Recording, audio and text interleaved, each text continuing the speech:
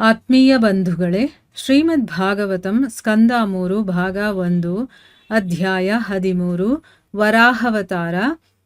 ಇದರಿಂದ 45ನೇ ಶ್ಲೋಕವನ್ನು ತಿಳ್ಕೊಳ್ಳೋಣ. ಶ್ಲೋಕ 45. ಸ ವೈ ಬತ ಭ್ರಷ್ಟಮತಿಸ್ತವೈಷತೆ ಯಃ ಕರ್ಮಣಾಂ ಪಾರಮಪಾರ ಕರ್ಮಣಃ ಯದ್ಯೋಗ ಮಾಯಾ ಗುಣಯೋಗ ಮೋಹಿತಂ ವಿಶ್ವಂ ಸಮಸ್ತಂ ಭಗವನ್ ವಿಧೇಹಿ ಶಂ.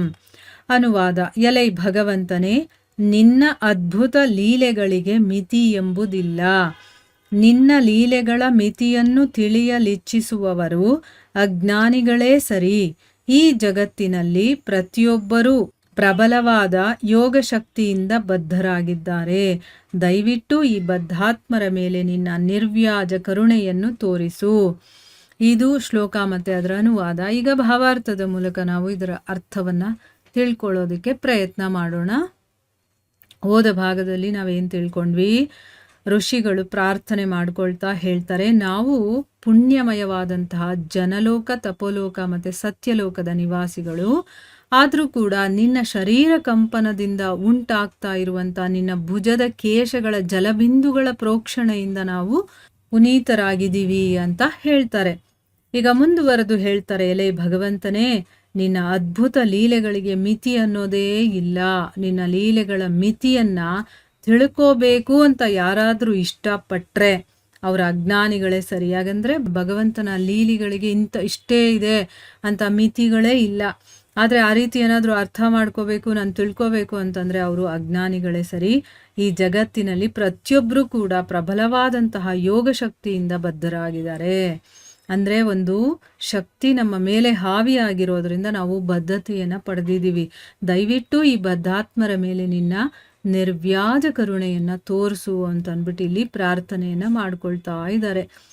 ಈಗ ಭಾವಾರ್ಥದಲ್ಲಿ ಗುರುಗಳೇನು ಹೇಳಿದ್ದಾರೆ ಅಂತ ತಿಳ್ಕೊಳ್ಳೋಣ. ಅಪರಿಮಿತನ ಮಿತಿಯನ್ನು ತಿಳಿಯಲಿಚ್ಛಿಸುವ ಮಾನಸಿಕ ಊಹಾಪೋಹಿಗಳು ಖಂಡಿತವಾಗಿಯೂ ಅವಿವೇಕಿಗಳು. ಅವರಲ್ಲಿ ಪ್ರತಿಯೊಬ್ಬರೂ ಭಗವಂತನ ಬಹಿರಂಗ ಶಕ್ತಿಯ ಸೆಳೆತಕ್ಕೊಳಗಾದವರು. ಭಗವಂತನನ್ನು ಅಚಿಂತ್ಯನೆಂದು ತಿಳಿದು ಅವನಿಗೆ ಶರಣಾಗತರಾಗುವುದೇ ಅವರಿಗೆ ಅತ್ಯುತ್ತಮ ಮಾರ್ಗ. ಹೀಗೆ ಅವರು ಅವನ ನಿರ್ವ್ಯಾಜ ಕರುಣೆಯನ್ನು ಗಳಿಸಬಹುದು. ಮಾನವರಿಗಿಂತ ಹೆಚ್ಚು ಶಕ್ತಿ ಮತ್ತು ಬುದ್ಧಿಶಾಲಿಗಳಾದ ಊರ್ಧ್ವಲೋಕದ ಅಂದರೆ ಜನ, ತಪ ಮತ್ತು ಸತ್ಯಲೋಕಗಳ ನಿವಾಸಿಗಳು ಹೀಗೆ ಅವನಿಗೆ ಪ್ರಾರ್ಥನೆ ಸಲ್ಲಿಸಿದರು. ಅಂದರೆ ಇಲ್ಲೇನು ಹೇಳ್ತಾ ಇದ್ದಾರೆ? ಅಪರಿಮಿತ ಅಂದರೆ ಒಂದು ಪರಿಮಿತಿನೇ ಇಲ್ಲದೆ ಇರೋದು, ಒಂದು ಎಂಡ್ ಅಥವಾ ಒಂದು ಇಷ್ಟೇ ಅಂತ ಹೇಳೋದಕ್ಕೆ ಸಾಧ್ಯನೇ ಇಲ್ಲ. ಅಪರಿಮಿತ ಅಂತ ಹೇಳ್ತೀವಲ್ವ, ಆ ರೀತಿ ಒಂದು ಮಿತಿನೇ ಇಲ್ಲದೆ ಇರುವಂತ ಆ ಅಪರಿಮಿತನ ಮಿತಿಯನ್ನ ತಿಳ್ಕೋಬೇಕು ಅಂತ ಯಾರಾದರೂ ಯೋಚನೆ ಮಾಡ್ತಾರಲ್ಲ, ಅವರನ್ನ ಮಾನಸಿಕ ಊಹಾಪೋಹಿಗಳು ಅಂತಾನೆ ಹೇಳ್ತಾರೆ. ಅವರು ನಿಜವಾಗ್ಲೂ ಅವಿವೇಕಿಗಳು ಅಂತ ಹೇಳ್ತಾ ಇದ್ದಾರೆ. ಅವರಲ್ಲಿ ಪ್ರತಿಯೊಬ್ಬರು ಕೂಡ ಅಂದರೆ ಏನು? ಈಗ ಭಗವಂತನ ಬಹಿರಂಗ ಶಕ್ತಿ ಅನ್ನೋದು ಎಲ್ಲರ ಮೇಲೂ ಕೂಡ ಒಳಗಾಗಿದೆ. ಅದರಲ್ಲಿ ಈ ರೀತಿ ಯಾರು ಊಹಾಪೋಹಗಳನ್ನು ಮಾಡ್ತಾರೋ ಆ ಪ್ರತಿಯೊಬ್ಬರು ಭಗವಂತನ ಬಹಿರಂಗ ಶಕ್ತಿಯ ಸೆಳೆತಕ್ಕೆ ಒಳಗಾಗಿರ್ತಾರೆ. ಭಗವಂತನನ್ನ ಅಚಿಂತ್ಯ ಅಂತ ತಿಳ್ಕೊಂಡು ಅವನಿಗೆ ಶರಣಾಗಬೇಕು. ಯಾಕಂದರೆ ಅವನನ್ನು ಬಿಟ್ಟರೆ ಬೇರೆ ಏನೂ ಇಲ್ಲ, ಬೇರೆ ಯಾವುದೂ ಇಲ್ಲ. ಅದ್ರ ಬಗ್ಗೆ ನಮಗೆ ತಿಳುವಳಿಕೆನೂ ಇಲ್ಲ. ಅವನ ಬಗ್ಗೆ ನಾವು ತಿಳ್ಕೊಳ್ತೀವಿ ಅಂತ ಹೋದರೆ ಅದು ಆಗೋದೂ ಇಲ್ಲ. ಅದಕ್ಕೋಸ್ಕರ ಇಲ್ಲಿ ಅವನಿಗೆ ನಾವು ಶರಣಾಗತಿ ಆಗೋದಿದೆಯಲ್ಲ, ಅದು ಒಂದೇ ಇರುವಂಥದ್ದು ಉತ್ತಮ ಮಾರ್ಗ. ಅದನ್ನು ಬಿಟ್ಟರೆ ಬೇರೆ ಮಾರ್ಗನೇ ಇಲ್ಲ. ಹೀಗೆ ಅವರು ಅವನ ನಿರ್ವ್ಯಾಜ ಕರುಣೆಯನ್ನು ಗಳಿಸ್ಬೋದು. ಅಂದರೆ ಭಗವಂತನ ಕರುಣೆ ನಮ್ಮ ಮೇಲೆ ಬೇಕು ಅಂತಂದರೆ ನಾವು ಅವನಿಗೆ ಶರಣಾಗತಿ ಆಗೋದು ಒಂದೇ ಇರೋದು.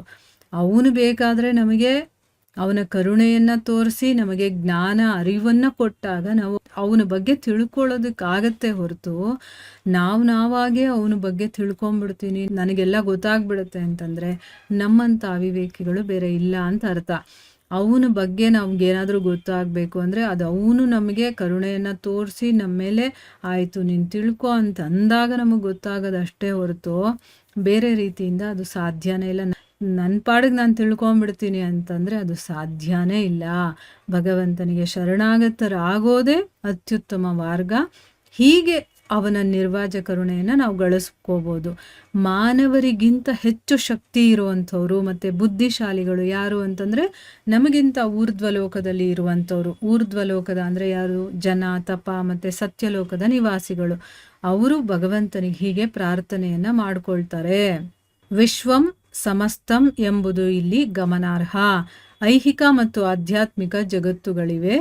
ಋಷಿಗಳು ಪ್ರಾರ್ಥಿಸುತ್ತಾರೆ, ಉಭಯ ಜಗತ್ತುಗಳು ನಿನ್ನ ನಾನಾ ಬಗೆಯ ಶಕ್ತಿಗಳಿಂದ ದಿಗ್ಭ್ರಾಂತಗೊಂಡಿವೆ.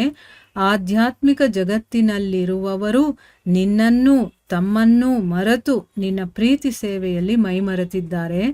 ಐಹಿಕ ಜಗತ್ತಿನಲ್ಲಿರುವವರು ಐಹಿಕ ಇಂದ್ರಿಯಗಳ ತೃಪ್ತಿಯಲ್ಲಿ ಮಗ್ನರಾಗಿದ್ದಾರೆ. ಆದ್ದರಿಂದ ನಿನ್ನನ್ನು ಮರೆತಿದ್ದಾರೆ. ಯಾರೊಬ್ಬರಿಂದಲೂ ನಿನ್ನನ್ನು ಅರ್ಥ ಮಾಡಿಕೊಳ್ಳಲಾಗದು, ಏಕೆಂದರೆ ನೀನು ಅಪರಿಮಿತ, ಅನಗತ್ಯವಾದ ಮಾನಸಿಕ ಊಹಾಪೋಹಗಳಿಂದ ನಿನ್ನನ್ನು ಅರ್ಥ ಮಾಡಿಕೊಳ್ಳುವ ಪ್ರಯತ್ನ ಮಾಡದಿರುವುದೇ ಲೇಸು. ಬದಲಾಗಿ ನಿರ್ವ್ಯಾಜ ಭಕ್ತಿ ಸೇವೆಯಿಂದ ನಿನ್ನ ಆರಾಧನೆ ಮಾಡುವಂತೆ ನಮಗೆ ಅನುಗ್ರಹ ತೋರು. ಇಲ್ಲಿ ವಿಶ್ವಂ ಸಮಸ್ತಂ ಅನ್ನುವಂಥದ್ದು ಗಮನಾರ್ಹ ಅಂತ ಹೇಳಿದ್ದಾರೆ. ಅಂದರೆ ಅದನ್ನು ಸ್ವಲ್ಪ ನಾವು ಅರ್ಥ ಮಾಡ್ಕೋಬೇಕು. ಅಂದರೆ ಇಡೀ ವಿಶ್ವವನ್ನ ಅಂತ ಅರ್ಥ. ಇಲ್ಲಿ ಐಹಿಕ ಮತ್ತು ಆಧ್ಯಾತ್ಮಿಕ ಅನ್ನೋ 2 ಜಗತ್ತಿದೆ, ಆಯಿತಾ? ಆ 2 ಜಗತ್ತಿದೆ. ಇಲ್ಲಿ ಋಷಿಗಳು ಪ್ರಾರ್ಥನೆ ಮಾಡ್ಕೊಳ್ತಾ ಇರೋದು ಹೇಗಿದೆ ಅಂತಂದರೆ ಐಹಿಕ ಆಧ್ಯಾತ್ಮಿಕ ಎರಡನ್ನೂ, ಅಂದರೆ ಸಮಸ್ತ ವಿಶ್ವವನ್ನು ಸೇರಿಸಿ ಅವರು ಪ್ರಾರ್ಥನೆ ಮಾಡ್ಕೊಳ್ತಾ ಇದ್ದಾರೆ. ಏನು ಹೇಳ್ತಾರೆ ಅಂತಂದರೆ ಎರಡೂ ಜಗತ್ತುಗಳು, ಅಂದರೆ ಐಹಿಕ ಜಗತ್ತು ಮತ್ತು ಆಧ್ಯಾತ್ಮಿಕ ಜಗತ್ತು ನಿನ್ನ ಬೇರೆ ಬೇರೆ ರೀತಿಯ ಶಕ್ತಿಗಳಿಂದ ದಿಗ್ಭ್ರಾಂತರಾಗಿದ್ದಾರೆ. ನೋಡಿದ್ರ, ಐಹಿಕದಲ್ಲಿರೋರು ಅಷ್ಟೇ ದಿಗ್ಭ್ರಾಂತರಾಗಿಲ್ಲ, ಆಧ್ಯಾತ್ಮಿಕದಲ್ಲಿರುವಂಥವರು ಕೂಡ ದಿಗ್ಭ್ರಾಂತರಾಗಿದ್ದಾರೆ. ಅದು ಹೇಗೆ ಅನ್ನೋದನ್ನು ಹೇಳ್ತಾರೆ ನೋಡಿ.